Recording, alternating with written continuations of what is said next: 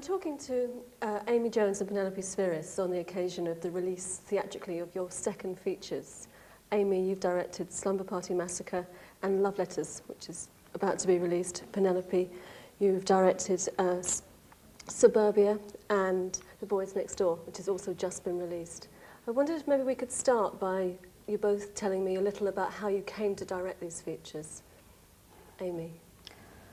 Well, I was a film editor, a union film editor in Los Angeles, and I had started as a non-union film editor with Roger Corman, and I was beginning to be successful as a union film editor, and had been offered my first big movie, which was E.T., and I knew it was going to be a wonderful movie, and one thing that happens is that if you get very good in a category, it's very hard to get out of it, and if I were going to make the switch to directing, it was the time to do it. So I went back to Roger and said I wanted to direct, and he said, well, Amy, if you want to direct, you have to direct. And so, in other words, go out and do something with your own money. And so I took one of the scripts that he owned that he'd never made, which was a horror script by Rita Mae Brown, and shot the first 7 pages for about $1,000 with a crew of 4 people, and delivered him the film. And when he found out how little it cost, he said, "You have a future in the film business." And we made the movie. Penelope, how did you get started in the film industry? Well, when I got out of film school, I started a film company called Rock and Reel that did films for the music business. And that was in about 1974. And then after that, I produced a film, an independent feature film called Real Life that Albert Brooks directed. And then I could have gone on to do other, establishment type feature films in the producing capacity, but I decided I wanted to direct, and I directed a film called The Decline of Western Civilization, which was a feature-length documentary about punk rock in Los Angeles. And then I did Suburbia, which was a dramatic feature on more or less the same subject. And then I did The Boys Next Door, and I recently finished a film called Hollywood Vice Squad. You both have a background in documentary in some ways, don't you? I do. Amy? Yes, I studied documentary filmmaking with Richard Leacock. And that's what I did initially until I found there was absolutely no money in it whatsoever. Because that's quite interesting, isn't it? Because it seems to me that lots of women start off in documentary, that there's actually more openings maybe there than in features. I don't know why it is, but most of the women directors were documentary filmmakers. Martha Coolidge, Joyce Chopra, Penelope, myself. The only one who isn't, I think, is Amy Heckerling. This is why she makes so much money, probably. That's probably why she makes so much money, though Martha Coolidge does okay, too. Why do you think why were both of you attracted to documentary in the first place? Were you kind of pushed into it at film school, or was it what you always wanted to do? Why don't you go first for a change? I feel like a hog. Well, when I was in film school, I was forced to watch all of these films that were more or less boring to me, I mean, I know a lot of people like these real old films, but I didn't like them too much, films from the 40s, the bedroom comedies and this and that. The films in school that interested me, I just hit my mic, were the documentaries. And I think my favorite filmmaker is Frederick Weissman, and he really inspired me to want to make documentary films. Because it's a real shift, though, from working documentaries into the kind of films that you're both making now. I mean, from documentaries to Slumber Party Massacre, documentaries to Suburbia. It's called survival, actually. That's right. I would make documentaries if I could still. Yeah, I would too. Absolutely no money in it. You have to make a living, and you can't make a living in documentary filmmaking. You can possibly here. You have the BBC, but in the United States, unless you are an employee of one of the networks, and if you're willing to sacrifice your right arm up to the elbow, maybe you'll get it, a job like that. I don't know how you get a job like that. I've never met anybody who got one. There must be people doing it. Maybe they're relatives or something. But I couldn't figure out how to make a living at it, and that's why they end up in features. We all ended up in features. Slumber Party Massacre and Suburbia are both what some critics would call exploitation films, although I know you don't like that. Now, wait a minute. I don't think Suburbia is at all. Thank you, Amy. No, I don't. But Slumber Party Massacre, would you describe Absolutely, no question about it. Proud of it. Everyone thinks exploitation is a bad word. That's amazing to me. It's not a bad word to me. I mean, I came out of there, and almost all of the big male directors in Hollywood came out of exploitation films. Martin Scorsese and Jonathan Demme, De Palma. Francis Coppola, De Palma. All these people made films for Roger Corman whose the films you may not have seen or you may have seen. They were biker movies, they're women in prison movies, they're exploitation movies. Nurses. Nurse movies, yeah. Stewardesses. Jonathan Demme made 6 of them. I'm very happy that I got away with only doing 1. So how do you feel about Slumber Party Massacre now, looking back on it? Love it. Just love it. I think it's a wonderful film. And, no, I'm not kidding, actually. I quite like Slumber Party Massacre.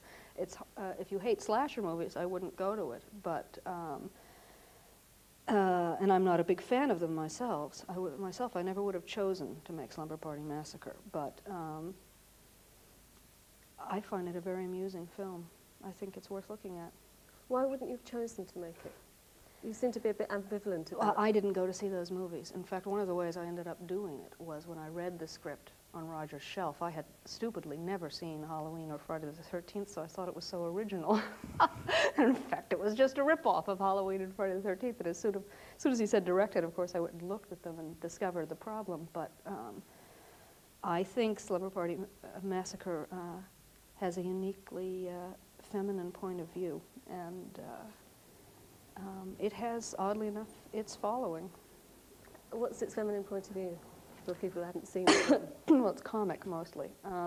The fears I think most of the slasher movies are male, and they have to do with fear of sex, and people keep getting offed in the middle of sex or whatever.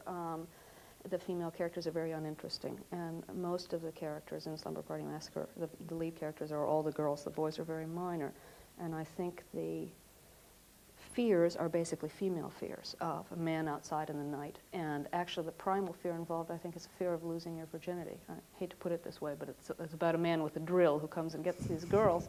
And Rita Mae Brown wrote it, obviously, and I think it's a little bit about, oh my God, he's going to get me with that big thing. What's it going to be? It was, I mean, you made it as a funny film. There's Yes. a lot of comedy in it. But it wasn't seen as that particularly by the critics, was it? Over here, I know, when it was released, there's a lot of kind of... No, the critics weren't very hip about it. Rolling Stone liked it, as I recall, and so did The Village Voice, but that was about it. Because that's also something, the problems with critics is something that you've had, Penelope. I mean, just yesterday... Problems with critics? Yes. There's the Evening Standard is saying that, well, wasn't kind of wild about The Boys Next Door. Was saying, I have to read that still. I haven't read it. But well, one of the things he says is that he's kind of depressed, this is his words, that women are now making what he sees as equally violent films to men. Oh, what does he want us to make? Films about mothers who are nice to their children and make good cookies? Yeah, well, I don't know. Maybe I've run into situations where people in audiences have been offended that I would make an action film that had a significant amount of violence in it, you know. But I mean, if men can do it, why can't women? You know. Because you're both kind of, in a way, trespassing, that's how some people would say it, on what have been We just don't have a drill. male preserves. I mean, fast action films made, which kind of charge through a narrative pretty fast, that have lots of... Well, the guy has a drill, but I made the girls cut it off, too, so I mean, that's... there were those criticisms of Slumber Party Massacre, too, and I think it's simple-minded. I mean, I don't think there's one kind of film that women should make any more than there's one kind of film that men should make. And if Truffaut goes out and he makes a series of films in which there's a woman in the lead which are sensitive, the critics don't run up and say, why is he making women's pictures? But if Penelope makes an action film, someone will run out and say, why is she making a man's picture? That's absurd, in my opinion. I wish they would just pay me man's wages. Yes. That's my only problem. That's what we're going for. And you still don't get it? No. Next picture, Jane, I'm sure. I'll send you some money. Oh, good. So, but Amy, with your next film after Slumber Party Massacre, you went back to a much more, well, what some people would see as a women's film. It's a romantic melodrama. Yes, well, I think the Slumber Party Massacre is a woman's film, I have to tell you. I'm sorry, but I don't agree with those critics. I lean much more to that. I'm beginning to move away from it. One of the scripts I'm working on for the first time has a lead who's a man, but I have a great interest in inverting traditional Hollywood genres with a woman in the lead. I was, and always, since I was 13, have been a feminist, and I am proud to say it, though few people are proud to say it these days. And I personally am really tired of going to the movies and seeing the 50th buddy movie between two guys and the 50th buddy movie between two older guys. And I don't know, the same movies are made over and over again. The lead is always a man, and the second character is always his cute and buxom girlfriend, and I'm tired of it. And Love Letters was supposed to be a look at extramarital relationships from the point of view not of the wife, which hasn't really been done much either, but from the point of view of the girlfriend, because it had never been done. And if you look at it carefully, there are lots of women's points of view that have never been done. It's also a film that has quite a lot of sex in it, which is kind of a kind of classic Roger Corman. Yes, well, that's why it's got sex in it, is because Roger produced it. I know. Though I love the sex He scenes. does he does demand that you have Yes. a little more sex and a little more action. He says, well, you can always cut it out, but you can't add it if you don't have it. Yes, So- actually what he said to me, in fact, was they don't have to be in bed, Amy, but please make sure she takes her clothes off a lot, or something to that effect. You know, nudity, he's very big on that, I'm afraid. He was also very keen, wasn't he, on the first sequence of Suburbia with the Yeah. child getting attacked by the dog. I would have cut that. I would have cut that scene out, not because I don't like the content, but because we didn't have the money to do it well enough. It looks like a dog tearing up a doll instead of a dog tearing up a baby, and I wanted to cut it out, but he didn't want to because he, thought that's the way the film should start and catch people's attention. And do you think in the end it works? Are you looking back at what's No, I'd happened like to cut Suburbia? that scene out still, unless I had about 50 more thousands of dollars to shoot it over and make it right, My only contention with it is just from a technical standpoint. Because what we're beginning to talk about here is about the problems of working with low budgets, which you must both be very familiar with, the snags of trying to do it very quickly. I mean, Love Letters was made very fast, wasn't it? And so was Suburbia. 6 weeks for Suburbia, Same for Love Letters, 6 weeks. yeah, and $500,000 for Suburbia. Same, exactly. Yeah. Which are kind of nothing compared to No. even a small picture in Hollywood is now 5.5, 6 million. That's your minimum. So I think the problems that come from working with low budgets are quite obvious, but are there good things about it? Well, one thing I've noticed is that the people that are working on the film are a little more enthusiastic, I think, than crew members that you get that have been in the union for 25 years and are rather bored with their work and do it sort of second nature, and they're not interested in it. A lot of independent crew people are just really more help because they like what they're doing, What was the budget on Hollywood Vice Squad, Penelope? $2.5 million. I'm getting there. Good for you. Yeah. And it's what was getting the shooting schedule? Still only 6 weeks, but we got more picture for the time we shot. What do you get for the difference in money? Do you get more moves, more dollies, cranes, better locations? Or I think it's a comfort probably is the difference, that we just had an immense amount of, I had my own trailer, that sort of thing. So if it was raining, I could go inside, whereas in Suburbia, if it was raining, I just had to stand there and work, There's Roger Corman on the earlier films saying, put a bit more sex in, put this opening in, which you didn't particularly like. What kind of pressures are there like that when you're working with more money?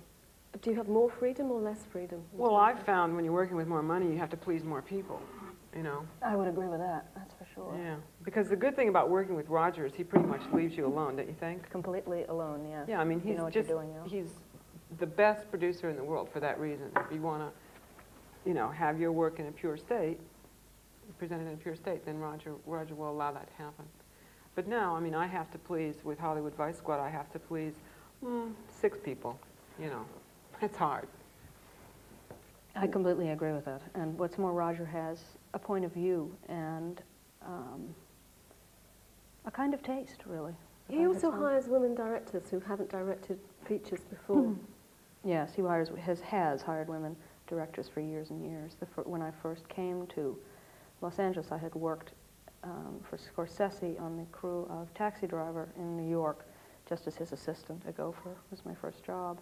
I came out to Los Angeles and worked with Joe Dante on Hollywood Boulevard for Roger Corman. And one of the first things I noticed when I saw the crew was that almost half of them were women, not just the directors, but the crew. He likes working with women. And your experience is the same? Oh yeah, no, it's, you know, he deals with you very fairly, Roger does. Because lots of women would kind of, I think some British women film directors would kind of resist making kind of Slumber Party Massacre, would resist the kind of compromises they would... Well, it's not a matter of, for me anyway, it wasn't a matter of being able to pick and choose where I was going to make a film. I had, and I still do, have to take the money wherever I can get it and hope that I'll be dealt with correctly, you know. I can't just, you know, have a script and take it to Universal and get the deal made. It's not the way it is. People think it's very easy. They send me scripts and say, would you like to do my film? I say, well, I love your script, but I can't get it made. And they think that means, oh, she doesn't like it. Mm-hmm. But I don't really have that much power, and not too many directors do, you know.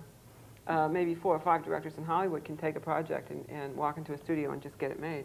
But I don't think Penelope has compromised in a way as much as I did to a certain extent with Slumber Party Massacre. Suburbia was the movie you wanted to make, which she very much generated, didn't you? Yes, I mean, I did. It was my script to start Yeah. with, and so I am very fortunate in being able to have it made. Mm-hmm. You know, I did before Suburbia write 9 other scripts, though. You know, over the years that I was never able to get made. I went to school, for example, with Paul Schrader, and we all decided, well, the way to get a movie done is to write a script and get it produced, and then write more and get more produced, and then when you are in a power point, you can just say, I want to direct. Well, it worked for him, but it didn't work for me. I never got one of them produced. Do you find that there's been a tendency for you to kind of get stuck in making one type of film? I mean, after the kind of Western civilization of Suburbia. Well, I kept getting young kids' scripts, you know, after Suburbia and the decline. But yeah, I think I could have done a few of those movies, but I didn't do them. Yes, but you do get very typed, there's no question about it. Though I was offered a couple of films which I didn't do, which were very different. So I'm not sure. They just were so terrible. They're both out there making a ton of money, and I turned them down. Oh, God.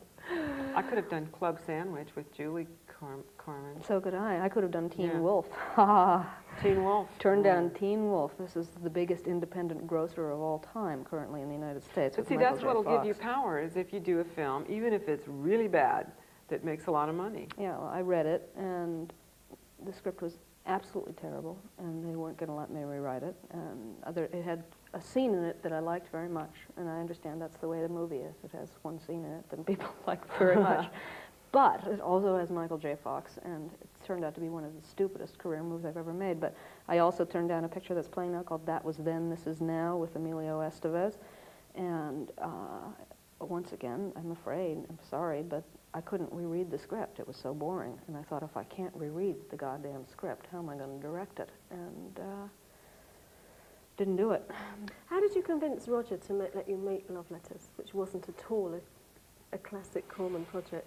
Well, he was very proud of a film he made called I Never Promised You a Rose Garden some time ago, which is the only other non-exploitation film he'd made in a while. And I think he always wanted to do something like that again, but no one had been able to do it for a price. And he also is proud of his reputation as a distributor of art pictures, and at that time he still had New World, and so he had a distribution network that could handle art film fare, like Fellini films like Amarcord and things like that, which he did distribute. And I just convinced him that I could make Love Letters cheaply enough that with the new ancillary markets and video cassette and so forth, he couldn't lose money. And I think he liked the idea. What about your audiences, Penelope? Who are they, the people who go and see your films? Bunch of hooligans that tear up the theaters. No, that came from the paper here. Let's see, what are they there? You know, a lot of young kids. Suburbia and the Decline, you know. A lot of young kids. I've talked to kids that say they've seen Suburbia like 30 times or something, which I can't imagine ever doing. But yeah. And would you see yourself as wanting to move away from that audience, or are they your kind of your fans and you'd like to stick with them? Well, I don't know. I actually can relate better, I think, to the way younger people think. I don't mean 10-year-olds or anything, you know, 20, 25-year-olds, than I can people my own age. So I kind of, you know, the 25-year-old audience is I guess what, I mean, that's the biggest audience anyway. That's the biggest age range of film goers in the United States anyway. In terms of, you know, you say you get the money where you can. Are there projects that you would say no to on those grounds? Well, absolutely. I was given Red Dawn. Not that MGM would have hired me, but my agent sent me the script and asked me if I was interested, and I said absolutely not.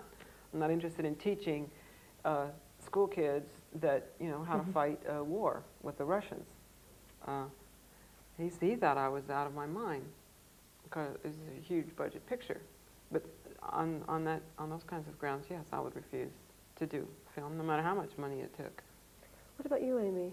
Oh, sure, yeah. Well, most of the ones I refuse, unfortunately, I refuse out of sheer boredom, not out of Yeah. political orientation. The truth is that most films don't have a political orientation anymore. I mean, that's the sad fact. Or they do, but accidentally. Or they do, but they're right-wing. And Uh-huh. it's hard to argue against them when Rambo 2 or whatever it is grossing so much money. But I actually like action movies a lot. I like Suburbia a lot. I haven't seen Penelope's new movie, and I wouldn't have any compunction about doing a movie like Code of Silence or Terminator. I thought those were great.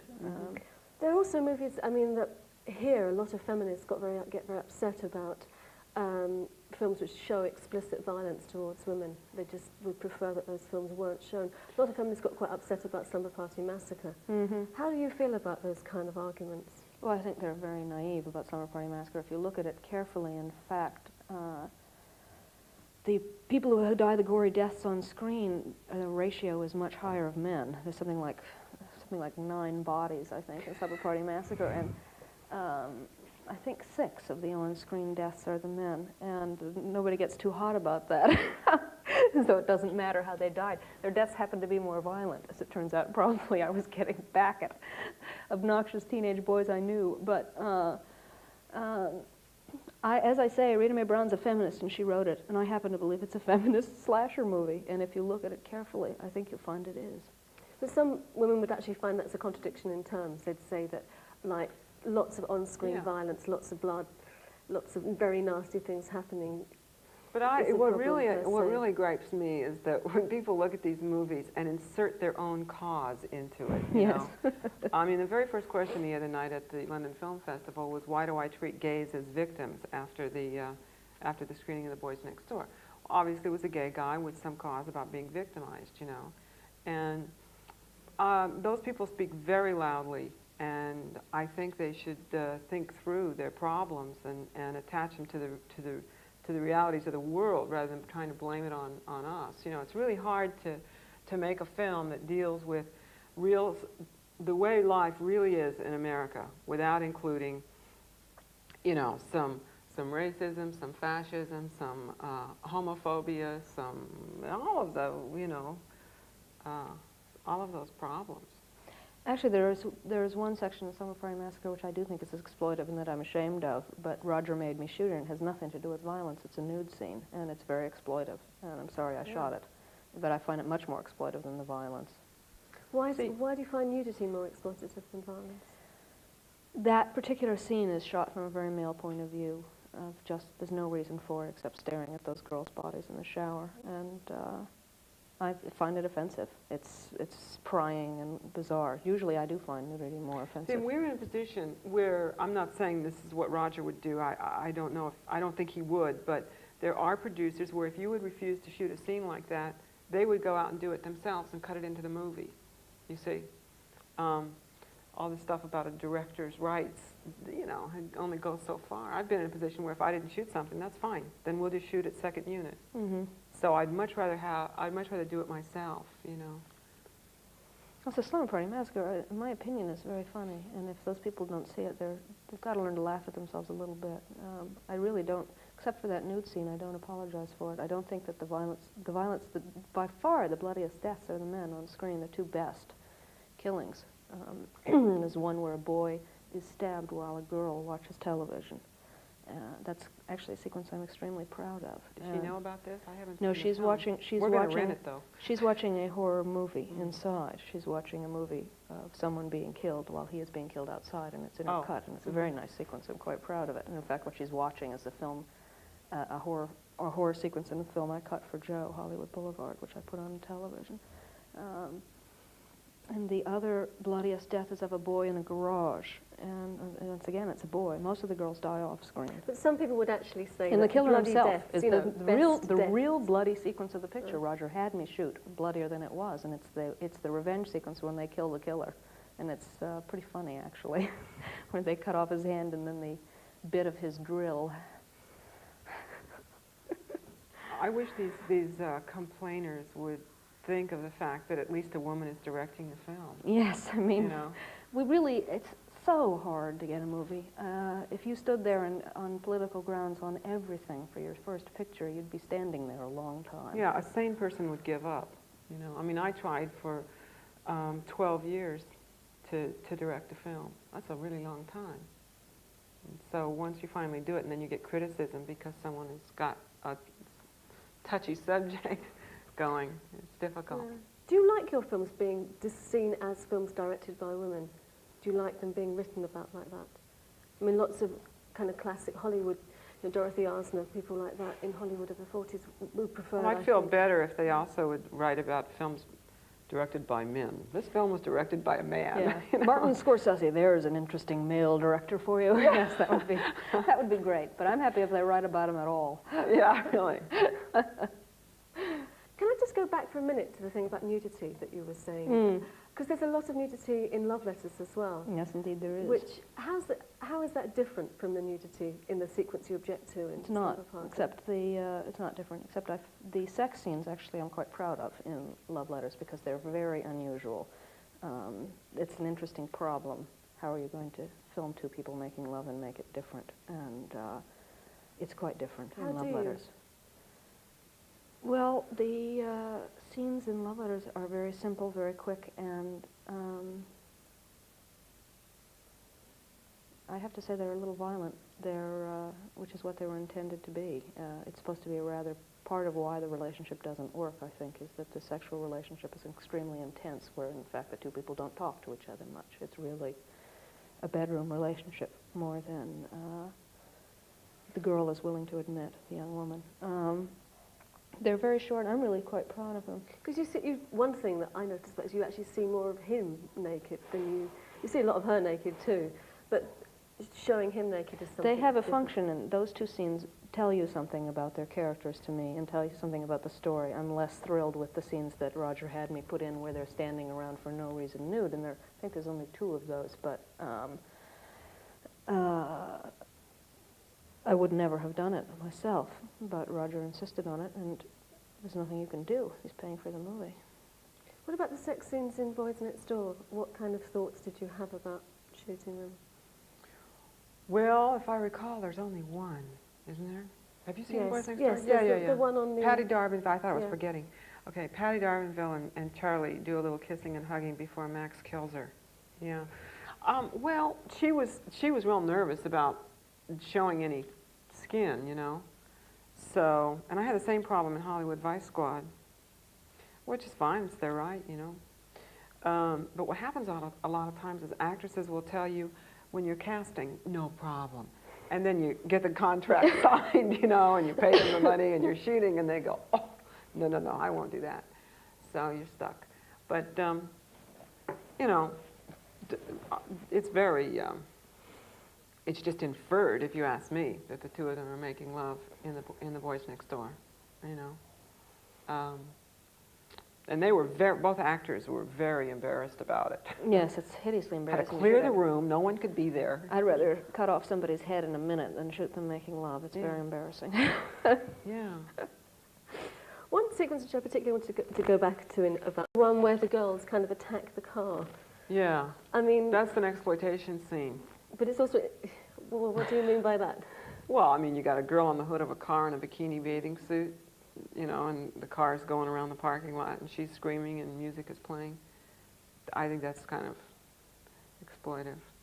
Do you mean it's one that you, how do you feel about that scene then? Is it one It's that you- okay. I think it belongs in the movie because it's a scene which early on in the film shows the kind of characters we're dealing with, you know. It's also a kind of classic exploitation film made by a woman in a way, in that you have the girls attacking the car and being very kind of. I know, in Hollywood violent Vice and- Squad, I got stunt girls that just are punching out people left and right. It's great. The producer said we got to have a lot of action, a lot of fights in this film. And so I would shoot the girls doing the punching. And he said, why are the girls being punched, you know? I said, why are the girls doing the punching? I said, why not, you know? We got some great stunt girls. And it's the same with Slumber Party Massacre, that the girls do. The girls do get back, yes. You know, you can't really fight violence in films. It's here to stay. And if women only made films that had no violence in them, they wouldn't be making films, I'm afraid. Besides, I'm not so sure I'm opposed to certain kinds of violence in films. They're cathartic and fascinating. Bonnie and Clyde started it all, and it's certainly a wonderful movie. We'll leave fairy tale theater to Shelley Duvall. Yes. All right? Nothing against it. I happen to have No, it's kids very and they nice. love It's fairy very tale nice. theater. Okay. But they're still, just to come back for one moment more, but they're still the kind of films that lots of people must expect that you really want to make underneath. Don't you get asked that a lot, whether that's kind of, wouldn't you rather be doing something nicer, something? Well, I'm sure, I think Penelope I think actually both of us, but Penelope certainly has a style which is wonderful to have. Some of the successful women directors these days don't have a unique style. Penelope has a unique style, and action, at least in the films that exist so far, is part of it, and a certain viewpoint is part of it. Why would anybody wish her to give it up? She's unique. I'm going to hire Amy as my press agent very soon. I honestly Very feel kind that of you. way. I haven't seen the latest one, but I'm a great fan of Suburbia's. And why would anybody wish a sensibility differently? It's a unique sensibility. Yeah, I mean, there are films that I want to do that I can't get made. Maybe there is for you, too. Oh, Yeah, yes. you know. No kidding. So, but they're not necessarily, but I'm not ashamed of any films that I've done, or do I wish that they would have been different, or do I feel like I'm doing the wrong things, you know? Fact is, I'm sure the same with you, if you can get a movie made, you get the movie made. I think that's pretty much all I wanted to ask either of you. Are there things, maybe a last question you'd like to ask each other, perhaps? Oh, that's a toughie. Do you know how to convert this money here? I keep getting confused. No. No, I keep getting confused either. Do you know what time it is in L.A.? No, I think we did pretty well. Right. It was a very nice interview. Great. Appreciate it a lot, Jane. Yes, thank you very Great. much. Thanks very much.